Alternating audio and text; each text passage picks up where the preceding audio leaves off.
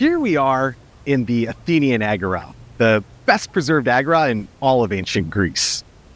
Now, the word agora translates from the Greek as something like marketplace, and in its earliest days, way back in the 6th century BC, that's exactly what this would have been used for, right? Craftsmen creating their wares, people trading goods, purchasing things, that sort of stuff. But as the decades went on, the agora grew to contain a much wider diversity of purposes.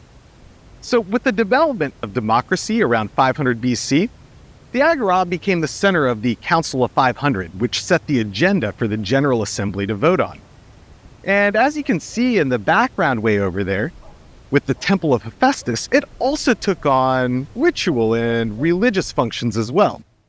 And finally, by the Roman period, we can see with the foundations of the Odeon of Agrippa, where musical performances would have taken place, well, it had an entertainment function as well. So, while the Acropolis of Athens, which we can see in the background way over here, while that might have been the religious heart of the city, the Agora was the political and administrative and social and cultural and economic heart of the ancient Athenian polis. So keep that in mind as we investigate some of the individual monuments of the Athenian Agora.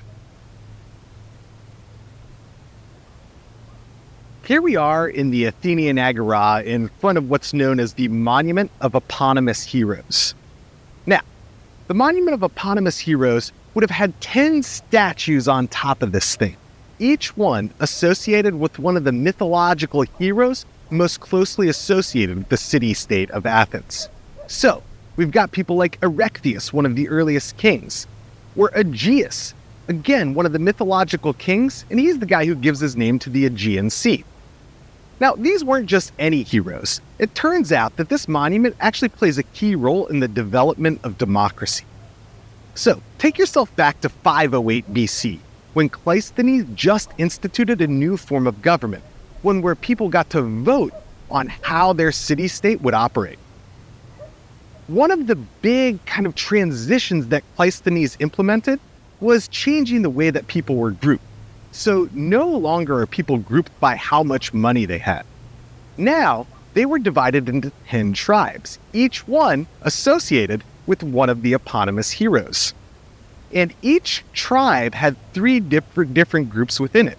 So you have one portion of the people from the city itself, one from the countryside, and one from the coast, ensuring a real diversity of thought within the group. Now, finally, when we look at the Monument of Eponymous Heroes, we want to picture in antiquity that this would have been the location where political and legislative information was disseminated. So people would give speeches about new laws, they would hang up posters and boards stating what the laws were, and people would have ended up at this spot to figure out what the new political happenings were within the city-state of Athens. We're now in the shadow of the Temple of Hephaestus in the Athenian Agora. And the building that you're looking at right here is known as the Bouleuterion, or the Council House. And this is one of the 4 features of the democratic infrastructure of the ancient city of Athens. So let's talk about ancient Greek democracy for a second, right? Like, we live in a democracy today, but in ancient Greece, this would have been very different. So for most of the 500s BC, Athens lived under a tyranny, somebody taking sole rule of the city-state. And it was in 508 that Cleisthenes, in a period of somewhat chaos, instituted democratic reforms. Now, in ancient Greek democracy, the way that this works is that all citizens vote on everything, okay? That's very different than the way that we do things today in America. Now, when I say all citizens, we have to remember that this isn't everybody in the city, right? These are free male citizens, so that excludes women, it excludes children, it excludes slaves, it excludes foreigners. But all male citizens, regardless of wealth, voted on all the important issues, whether to go to war with Sparta, whether to raise taxes, whether to institute a new law, that sort of thing. Now, one of the primary characteristics of Greek democracy was the Council of 500. And this was randomly chosen each year. So 50 people from each of the 10 tribes would have been chosen by lot, and they would have served for the year on the council. And what the council did was they set the agenda for the General Assembly to vote on, right? So they're the ones who decide what comes up on the ballot to vote upon.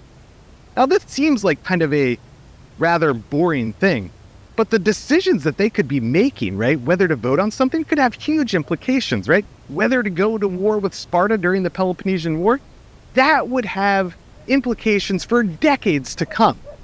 And that all would have happened right here within the Bouleuterion in the Athenian Agora.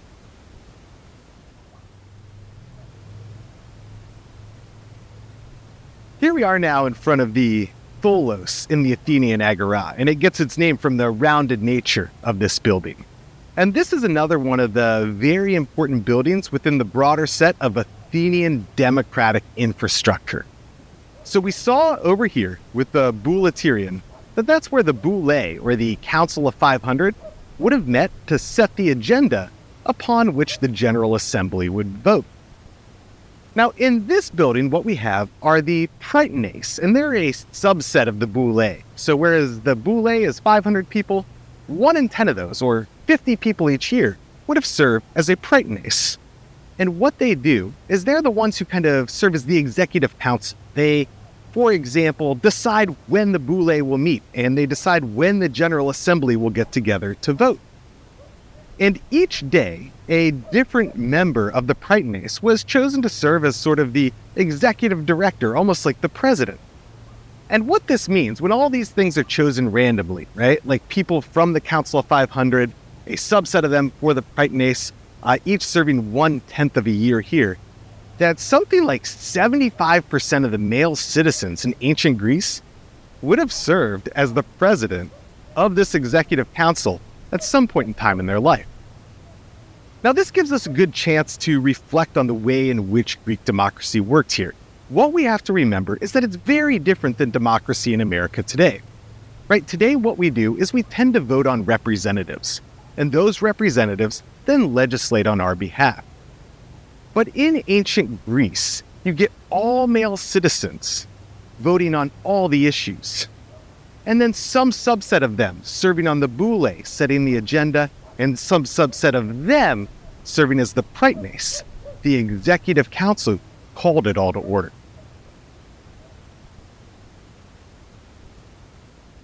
Here we are now in front of what's known as the Temple of Hephaestus, sitting right above the Athenian Agora. And Hephaestus, as the god of the forge and god of craftsmen, well, it makes sense that a temple to him would be overlooking the area where craftsmen and traders would ply their trade. Now, this temple dates to the 5th century, or the 400s BC, and it's one of the best preserved temples in all of ancient Greece. It's Doric in nature, and you can tell, right? The columns sitting on the stylobate, the bowl-shaped capitals, the triglyphs and metopes. And those metopes ended up telling a story about some of the greatest heroes in the ancient Greek world. So, one series of these would have told the story of Heracles completing his 12 labors. Another set of the metopes would have focused on the Greek hero Theseus completing his 6 labors. And then the pediments on each side, they would have told stories as well. One being the birth of Athena from the head of Zeus, just like we see on the pediments of the Parthenon.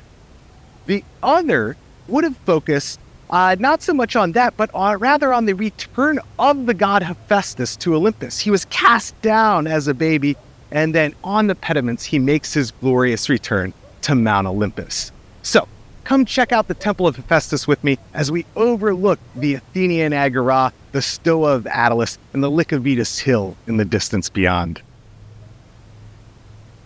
Here we are now in what's known as the Stoa of Attalos. And as you can see, this stoa has been reconstructed in more modern times. But it gives us a great sense for what a stoa would have looked like in classical antiquity. So, first of all, right, we get a long linear covered portico. We end up with a colonnade on one side and then a nice roof covering the top. And this would have provided a variety of functions in classical antiquity.